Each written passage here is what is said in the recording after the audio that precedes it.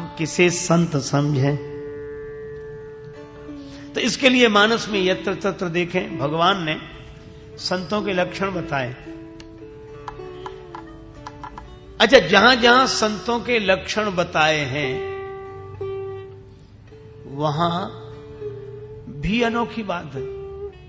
नारद जी ने जब पूछा कि महाराज आप संतों के बस में रहते हैं तो संतों का लक्षण क्या है,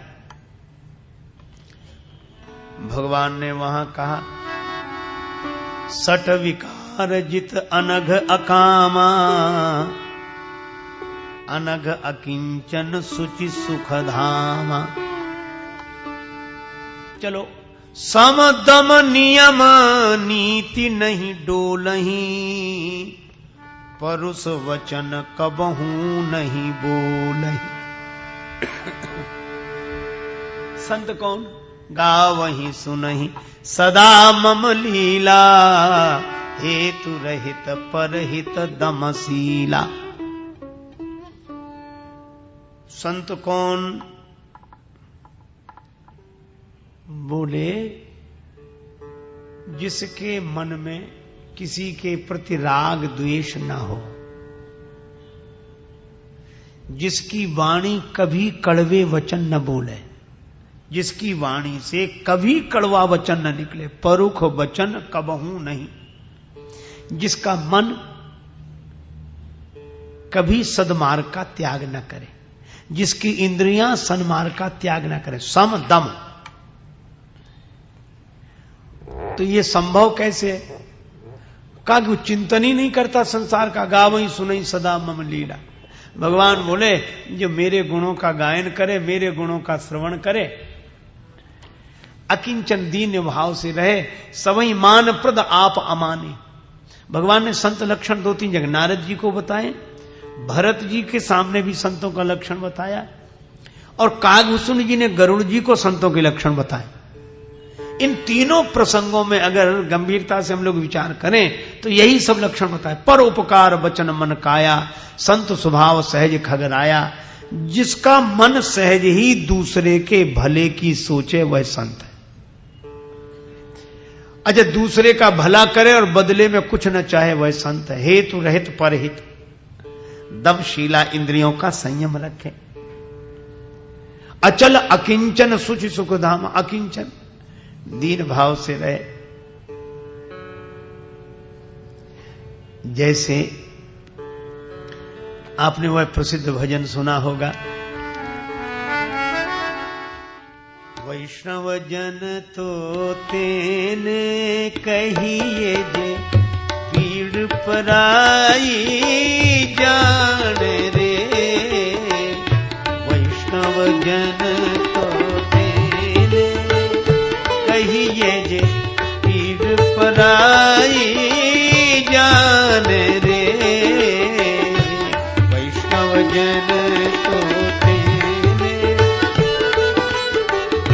पर दुखे उपकार करे तोए मन अभिमान नाने रे। वैष्णव जन तो तेने कहिए जे पीड़ पराई जान रे।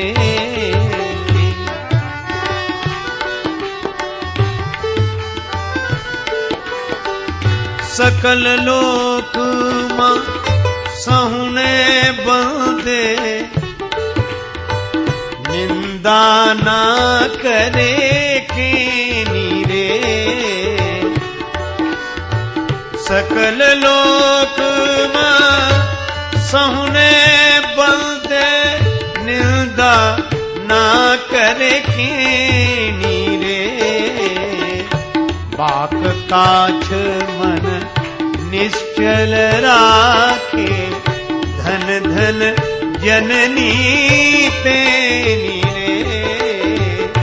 वैष्णव जन तो तेने कहिए जे पीड़ पराई जान रे। वैष्णव जन तो तेने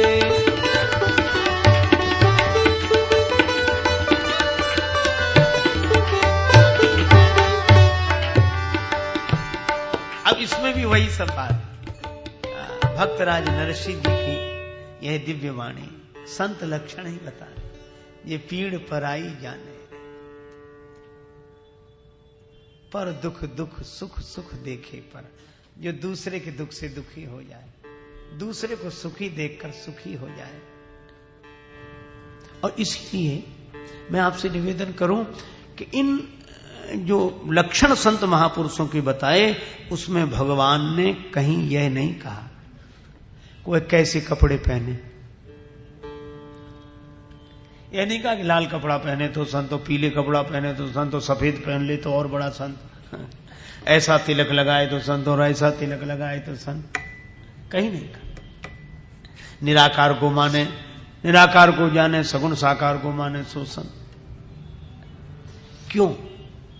मुझे लगता है कि यह वस्त्र, तिलक, ये वाह्य वेशभूषा, यह बहुत महत्वपूर्ण है, पर यह संतत्व की सूचना नहीं देते, यह तो संप्रदाय की सूचना देते हैं कि हम किस संप्रदाय में दीक्षित हैं और उस संप्रदाय की रीति के अनुसार हम साधना कर रहे हैं। तो यह जो वस्त्र, वेश, तिलक, कंठी आदि, यह संप्रदाय की सूचना देते हैं। यह वस्त्र बताता है कि सन्यासी है, लेकिन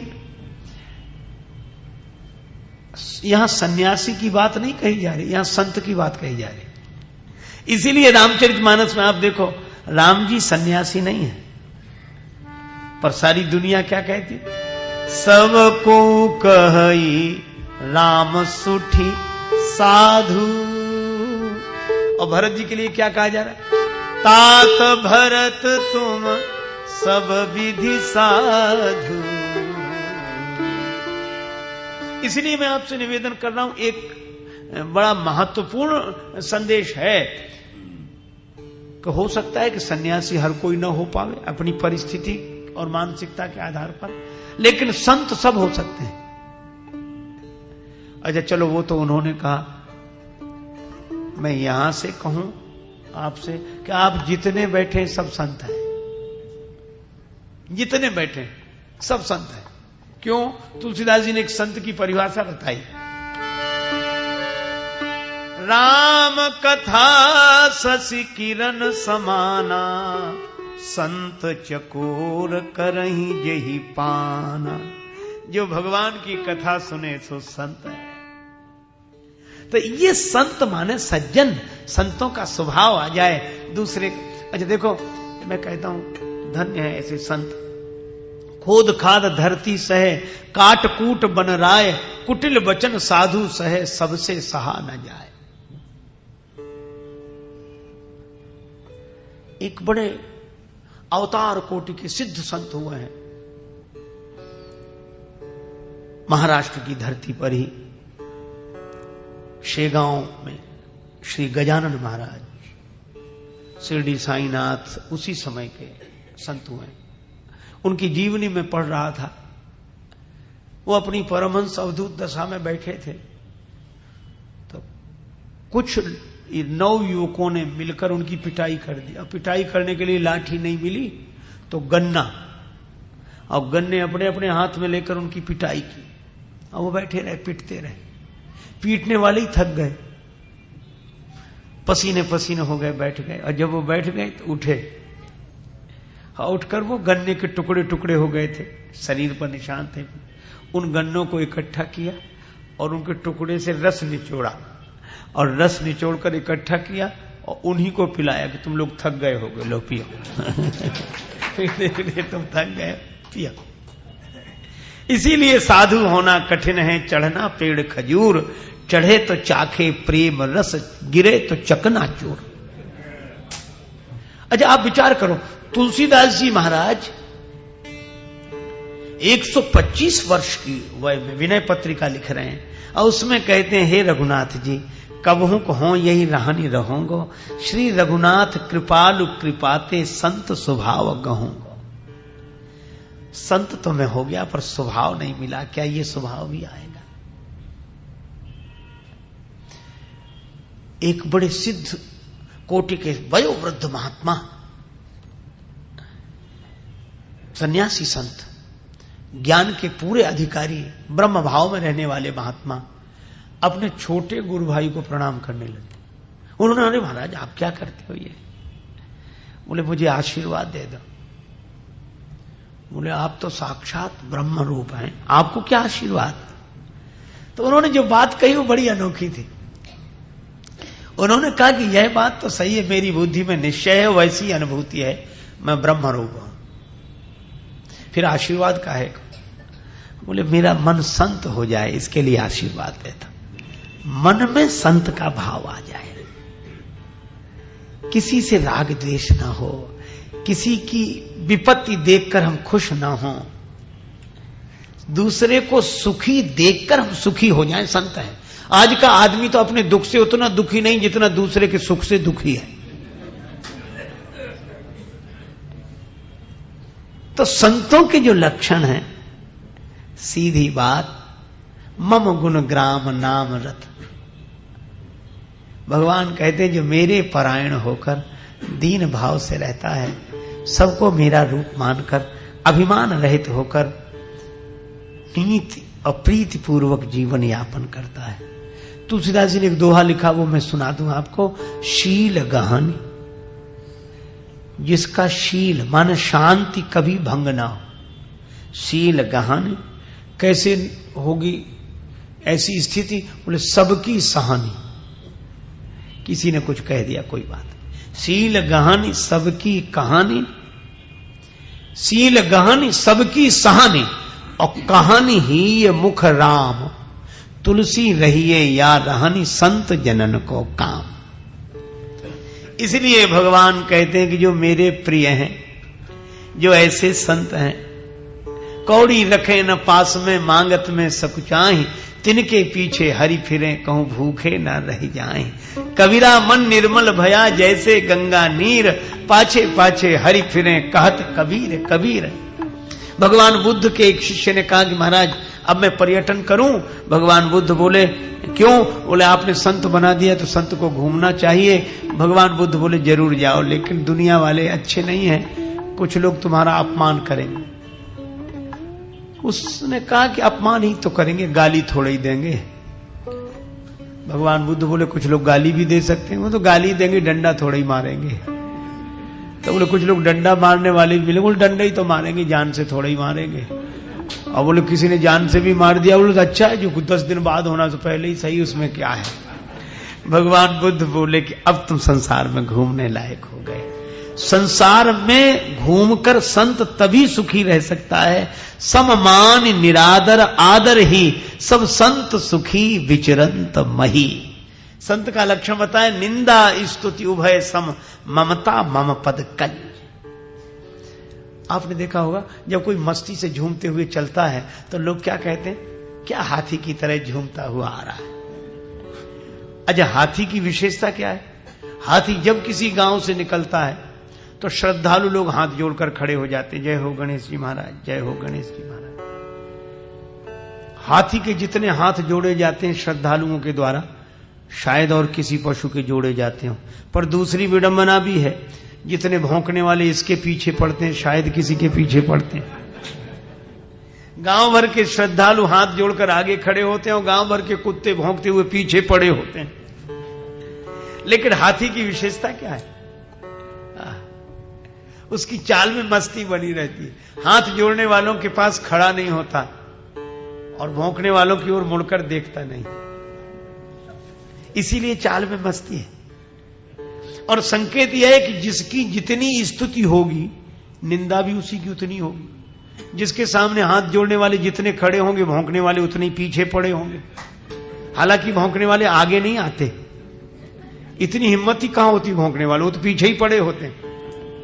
लेकिन जो पीछे पड़े हैं उनकी तरफ देखना नहीं, और जो हाथ जोड़कर खड़े हैं वहां ठहरना नहीं, तभी चाल में मस्ती रह सकती है। इसीलिए हाथी की मस्ती भरी चाल है। हम तो हमारी मस्ती में झूमते चले हैं, आदाब कर लिया बस जो राह में मिले हैं, वो चाहे जैसा मौका खाएंगे नहीं धोखा। पाया है ज्ञान ऐसा गुरुदेव से अनोखा, रास्ता मिला है पक्का, हम दौड़ते चले हैं, हम तो हमारी मस्ती में हैं। निंदा स्तुति उभय सम, न निंदा न स्तुति। लेकिन ये कहने में तो है कि निंदा स्तुति समान, पर यह होगा कब? बोले जब मन लग जाए भगवान में तो अपने आप हो जाएगा। ये प्रयास से नहीं होगा, प्रसाद से होगा। मन तहाँ जहां रघुवर बेदेही, बिनु मन तन दुख सुधि, दुख सुख सुधि की। भली बुरी सबकी सुन लीजिए, भली बुरी सबकी सुन लीजिए, सबकी सह लीजिए। कर गुजरान गरीबी में मन लागा मेरा यार, फकीरी में मन।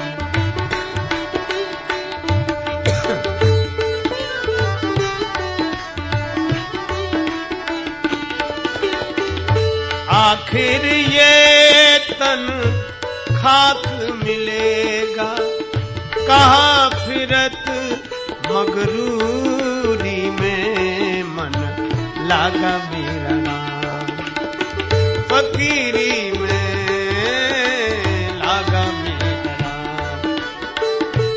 कहत कबीर